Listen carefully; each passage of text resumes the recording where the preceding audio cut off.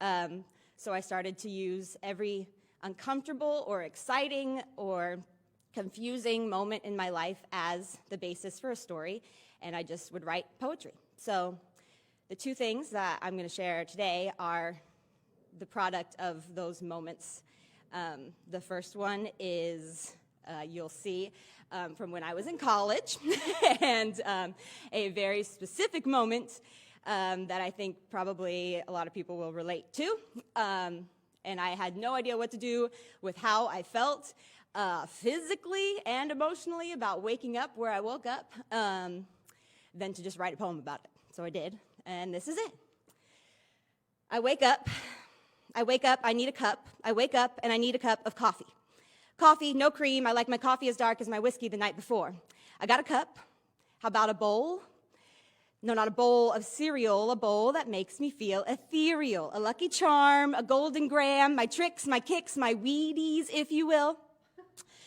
Uh-oh, my head hurts. Uh-oh, where am I? Uh-oh, and where's my purse? Uh-oh, who are you? If I had 2 bricks this morning, I would smash my head between them. And the words I spat in your face last night, you must know I did not mean them. So where the hell are my keys? You say you haven't seen them. So I'm stuck here to help you clean then. Better get me more caffeine then and some green then. I'll be serene then. Just give me 2 cups of coffee and a bowl of some bomb weed. The cure, my friendly stranger. The cure is all I need. Here we go again, yeah, great, my phone is dead, and I don't know where I am. Bullets inside my head. Your irresponsibility, it's safe to say it turned me on. You're broke, but shit, you're funny, and you've got a 3-foot bong. But were you down to stay up till dawn? Did you bring me pleasure with the curtains drawn? Another glass of whiskey, my inhibitions gone. You sang to me last night, and I don't remember the song. Oh well. Now it's 9 a.m., I'm moody, but do you still think that I'm cute? Am I the sexy little vixen you thought you would pursue? Is stale whiskey on my breath all a part of what you planned? The stale makeup on my bloodshot eyes make you want to hold my hand? You somehow found my drunken trance altogether charming, and this morning is my morning after stance, just a bit alarming. My hair's a mess, my voice is scratchy, I'm saying it because I mean it, not because it's catchy. Thank you for the coffee, but go run and get your weed. The collegiate cure, though immature, it's always guaranteed. How did I end up here? I don't even know your name, but I hope you enjoyed me, dear. Time to walk off this shame. All right, that's it. That's the first one. Thank you. Thank you. So yes, specific moment, sitting on the couch where I woke up, not sure where I was, and took my phone out, which was a pink Razor at the time, and typed all of that into it, and it evolved to what it just was. So thank you for listening. The second one is when I first moved to LA, I, as I said, had never done anything except like act and sing and dance around. And when I moved here, I got thrown into a really professional setting immediately, into 60-hour work weeks, and I was so confused, but I enjoyed it, and I was good at it, I guess. And I found myself writing from that place of, how did I end up here? Same kind of story as the last one, but in a different way. How did I get here? And my head hurts. So this came out of that exploration.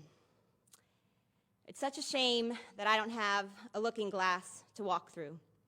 Not that I'd go, but I would like to know I have a secret world to go to. I won't make it a habit to follow the rabbit unless he calls me by name. And I won't play croquet with the queen all day unless I'm winning the game. But I will smoke and toke with the caterpillar if he teaches me how to blow rings, so I can trip out on the story on the oyster allegory of cabbages and kings. Falling through space, what is this place? Suddenly my past has been erased by a stupid dog with a broom for a face. So now I'll go find the hatter, learn how to be madder, and ask him to teach me some lingo, so I can sing to the flowers, get lost for hours, rescue every stupid Disney flamingo. And if I run into the bothersome Tweedledum, I'll send him looking for D. And if Dum finds D, we can all have tea and sing happy unbirthday to me. See, I need a real-life adventure, an artistic fantasy quencher, or maybe just a land inside my mirror, so that when I return to real-life indenture, I can see things a little clearer. So that when I return to real-life indenture, I can see things a little clearer. It's just a short trip, a reflection flip, and then right back to my own habitat. I just want a souvenir I can wear ear to ear, the stolen smile of the Cheshire Cat. Now, what if there was a yellow brick road built into the back of my closet, and I discovered the gods of the land of Oz were from a planet named by Kurt Vonnegut? And Kristen Chenoweth, the good witch, would trade my blue apron for her perfect pink petticoat dress so I could look my best for my voiceover audition, because that wizard gig seems to have long-term success. Then I could look around for a souvenir, something valuable and small, take it home to mass produce and sell. What the hell? These are not the shoes I wore here at all. Do you think there's ever been such a thing as a harmless little white steel? Just like a white lie no one gets hurt by, maybe a blister or two on my heel.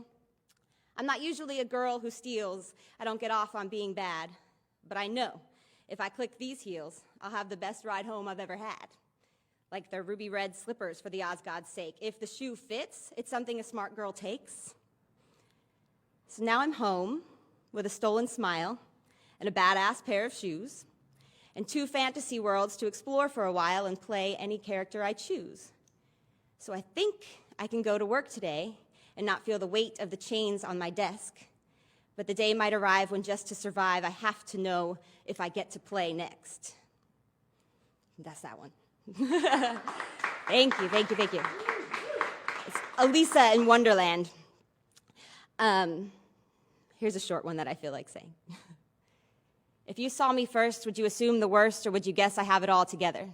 Because sometimes a girl in an expensive sweater has far less together than your mind will let her. In your mind, you let her be sexy and smart. She goes home to a fancy apartment.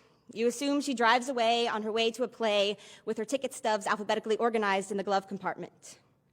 Weekends, you think she spends at the gallery contemplating which piece she'll buy with her salary, drinking only 1 glass and counting each calorie. If you saw me first, you'd be wrong. Thank you. So I guess, the most important thing that I learned through writing all of the poetry is that to stop in those moments of fear and confusion and just write it out. Even if you never share it or you rip it up right away, you don't have to have any special skill to be able to use language to express your emotions. So that's what I do, and I urge everyone to do it too. And thank you so much for listening, and thank you, BuzzFeed, for having me. I'm Lace Ventura. You can find me on Instagram and Facebook at Lace Ventura. Alrighty then. Thank you.